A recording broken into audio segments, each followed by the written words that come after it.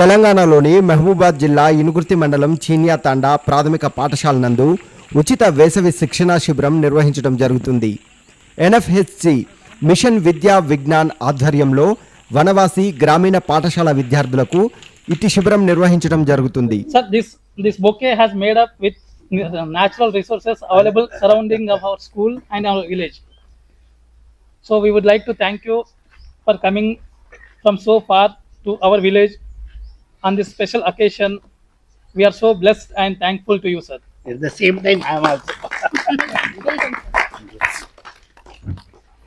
అదే విధంగా మన state child welfare committee member president doctor Ashok పరిక్వన్ల సార్ గారికి I just called him just few hours before. I called him around 4 o'clock. Sir said, okay, JK, you told me like I would come. Sir, thank you so much, sir. శిబిరం కార్యక్రమాల్లో భాగంగా విద్యార్థులకు గణితం, science, general knowledge, spoken ఇంగ్లీష్తో పాటుగా క్రీడలు, మానసిక వికాసానికి సంబంధించిన క్రమశిక్షణ, దేశభక్తి, వ్యక్తిత్వ వికాసం వంటి అంశాల్లో కూడా శిక్షణ అందిస్తూ ఉన్నారు. దీనిలో భాగంగా మే నెల 3వ తేదీ నాడు గౌరవ వక్తలుగా హైకోర్టు న్యాయవాది, జాతీయవాది, విశ్లేషకులు శ్రీ సౌమిత్రి లక్ష్మణాచారి గారు, రామకృష్ణ మఠ్ వరంగల్ బాధ్యులు శ్రీ విష్ణువర్ధన్ రెడ్డి గారు, సామాజికవేత్త డాక్టర్ పరికిపండ్ల అశోక్ గారు విద్యార్థులకి మార్గదర్శనం చేశారు. డౌట్ ఉందా ఎవరికైనా? లేదు కదా. విద్యార్థులు అంటే ఎట్లుండాలి? డిసిప్లిన్ అంటే నడుము నిటారుగా పెట్టాలి. ముసలోళ్ళు అయితే ముందడికి బెండ్ కావచ్చు. ఇక్కడ ఈ పాప చేతులు కట్టుకొని ఉంది కదా, నీ పేరేంటి తల్లి? అనూష. ఏ క్లాస్ చదువుతున్నావు? 8th క్లాస్ అయిపోయి 9th క్లాస్కి ప్రమోట్ అయింది. సో అనూష ఎట్లా కూర్చుందో అట్లా కూర్చోవాలి మనం.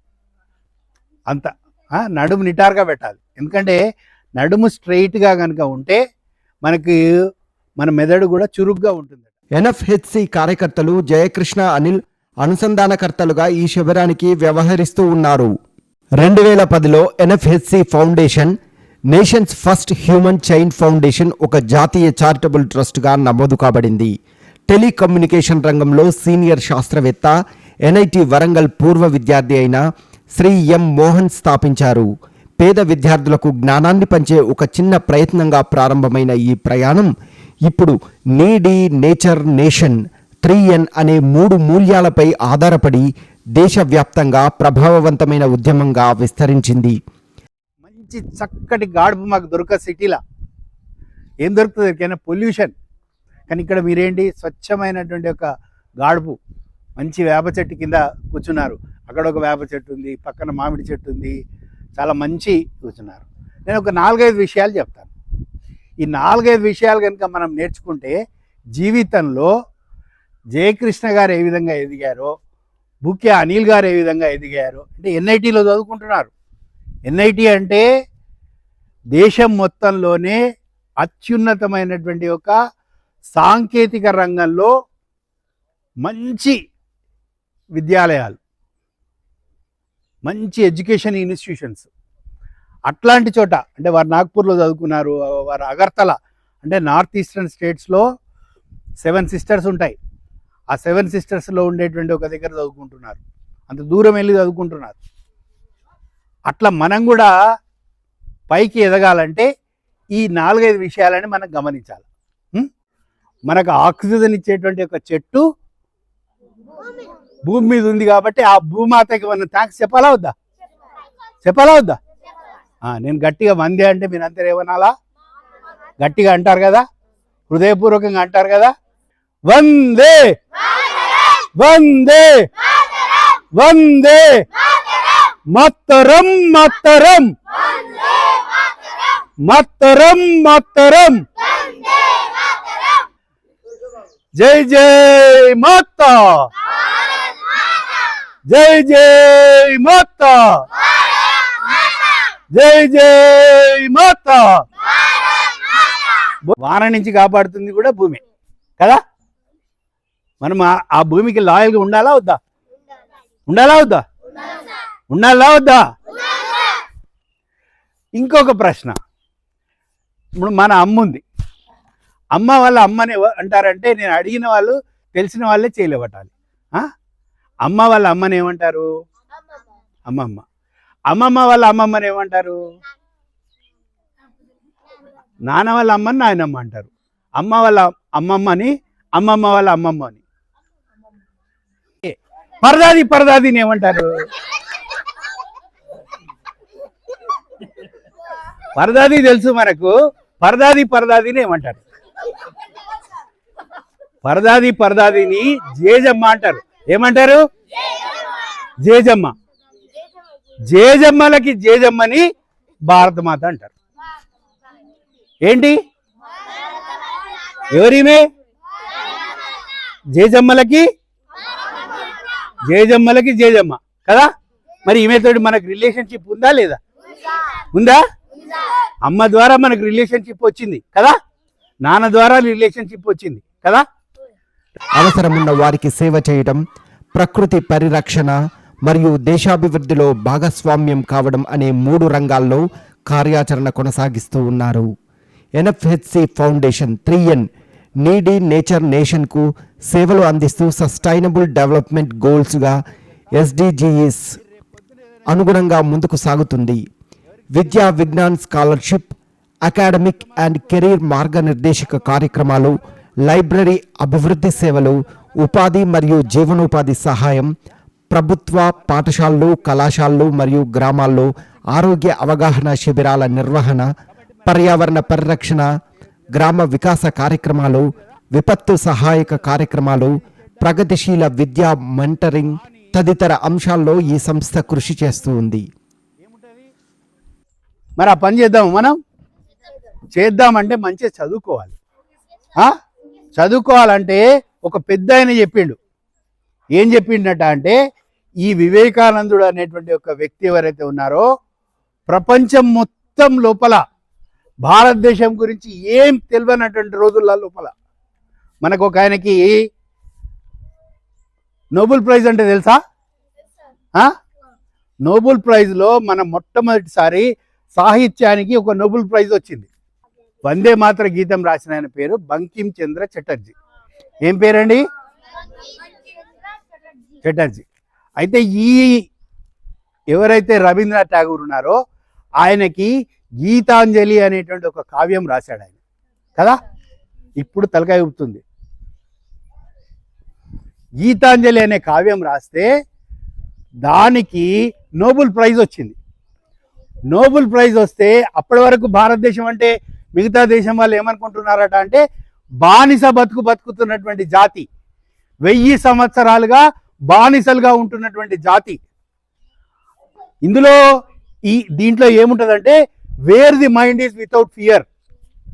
వేర్ ది మైండ్ ఈజ్ అంటే ఒక బానిస బతుకున్న జాతిలో నుంచి ఇంత ఒరిజినల్ థాట్ ఏ విధంగా వచ్చింది అని ఆశ్చర్యపోయి అడుగుతారట. ఏమని అడుగుతారట అంటే, we doesn't know anything about India. భారతదేశం గురించి మాకేమి తెలియదు. భారతదేశం అంటే పాములు పట్టేవాళ్ళు, క్షుద్ర విద్యలు, స్నేక్ చార్మర్స్, ఇట్లాంటి వాళ్ళు ఉంటారు. కానీ మాకు భారతదేశం గురించి తెలుసుకోవాలని ఉంది అంటే, అప్పుడు ఈ రవీంద్రనాథ్ ఠాగూర్ ఏం చెప్పారట అంటే, if you want to know India, read Vivekananda. In him, everything is positive. Nothing is negative. అంతా సకారాత్మకమే, నకారాత్మకం ఏమీ లేదు. కాబట్టి భారతదేశాన్ని అర్థం చేసుకోవాలంటే వివేకానందుని చదవాలి. గాంధీ గారు, మహాత్మా గాంధీ గారు తెలుసు కదా, మన జాతి పిత. ఆయన ఏమన్నాడు తెలుసా? ఒకవేళ భారతదేశం గురించి నాకు కొంత అవగాహన ఉంది, కానీ వివేకానందుడి యొక్క రచనలు, వివేకానందుడి యొక్క ప్రసంగాలు, వివేకానందుడిని చదివిన తర్వాత ఈ భూమి పట్ల నాకు 1000 రెట్లు 1000 times ప్రేమ పెరిగిందని చెప్పాడు. ఎవరు చెప్పారండి? ఎవరి గురించి చెప్పాడండి? సో వివేకానందుడి గురించి ఎందుకు వచ్చింది reference? If you want to know India కదా. భారతదేశం గురించి తెలుసుకోవాలంటే వివేకానందుడి గురించి చదవాలి. ఇంకొక మహానుభావుడు ఉన్నాడు, ఆయనే ఏమన్నాడు తెలుసా?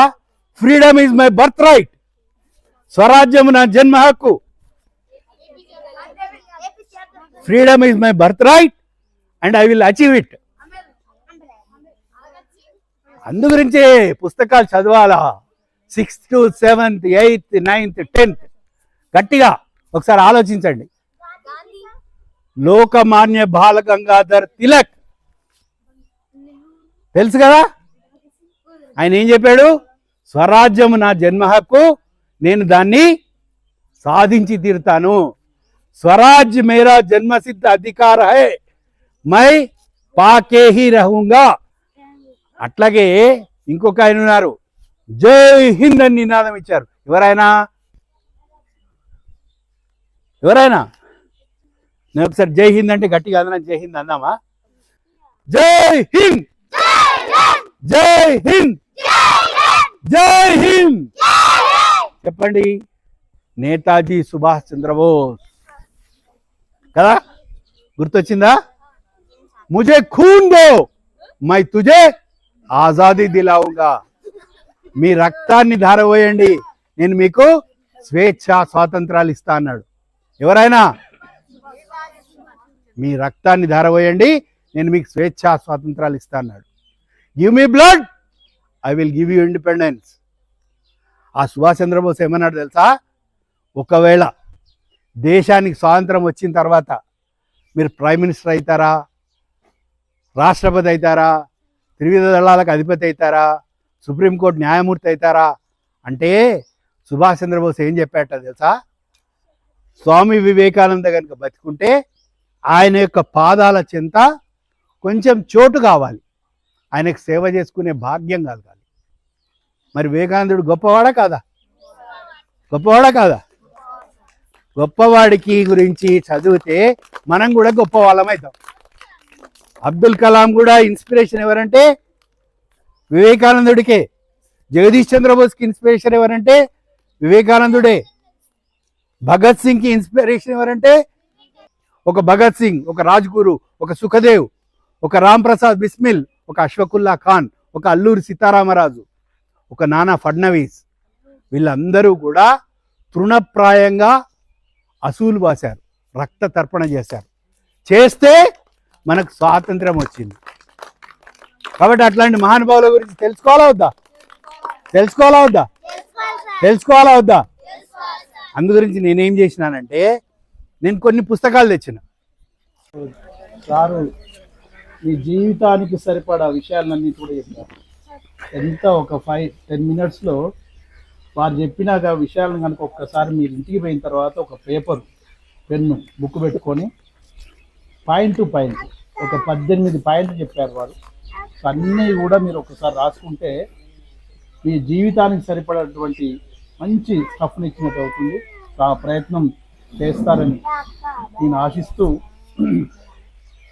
వారు మళ్ళీ కూడా వీలైతే మరి ఒక్కసారైనా లేదా కనీసం ఎండింగ్ రోజైనా, చివరి రోజైనా మీరు ఎప్పుడు పిలిస్తే తప్పనిసరిగా వచ్చి మా విద్యార్థుల యొక్క ప్రతిభ ఇవాళ ఉన్నటువంటి పరిస్థితి నుంచి ఎండింగ్లోకి, అంటే ఇప్పుడున్న స్థితి నుంచి ఉన్నత స్థాయిలోకి ఏ మేరకు చేరుకున్నారనే విషయాన్ని వారు ప్రత్యక్షంగా చూసి వారిని ఖచ్చితంగా చివరి రోజు వచ్చి ఆశీర్వదించాలని మరీ కోరుతూ. నా పేరు జాటోత్ జయకృష్ణ, మా తండ్రి పేరు జాటోత్ రావోజీ. మాది చీనేతండ గ్రామం, ఇనుగుర్తి మండల్, మహబూబాద్ డిస్టిక్, తెలంగాణ. నేను వచ్చేసి నా ఎడ్యుకేషన్ ఎన్ఐటి నాగ్పూర్లో బీటెక్ చేసి, ఐఐటి రూపంలో ఎంటెక్ చేసి, ఆ తర్వాత సాఫ్ట్వేర్లో బెంగళూరులో 4 సంవత్సరాలు పూర్తి చేసి ప్రజెంట్ నేను డిజిలాజిక్ సిస్టమ్స్ అనే కంపెనీలో హైదరాబాద్లో పనిచేయడం జరుగుతుంది. అదేవిధంగా గత 6 సంవత్సరాల నుంచి నేను NFHC nations first human chain ఫౌండేషన్లో యాజ్ ఎ నేషనల్ జనరల్ సెక్రటరీగా పనిచేస్తున్నాను.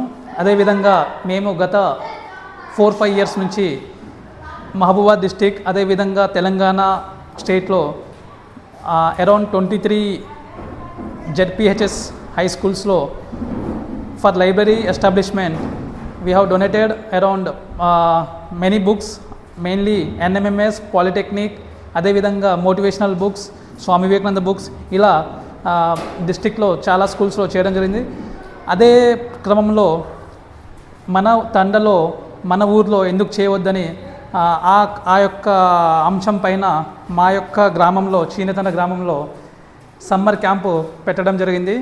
దీని మెయిన్ ఉద్దేశం ఏమిటంటే గ్రామంలో ఉన్న విద్యార్థులకి అదేవిధంగా సిటీస్లో ఉన్న విద్యార్థులకి ఆ యొక్క గ్యాప్ని ఫిల్ చేయడానికి, రేపు భవిష్యత్తులో బయటికి వెళ్ళి చదవడానికి మధ్యలో మనకు బేసిక్ కమ్యూనికేషన్ ఇంగ్లీష్, అదేవిధంగా basics in physics, maths, chemistry ఈ ఫిల్ చేయడానికి మెయిన్ బేసిక్స్ మీద మేము సమ్మర్ క్యాంప్ పెట్టడం జరిగింది.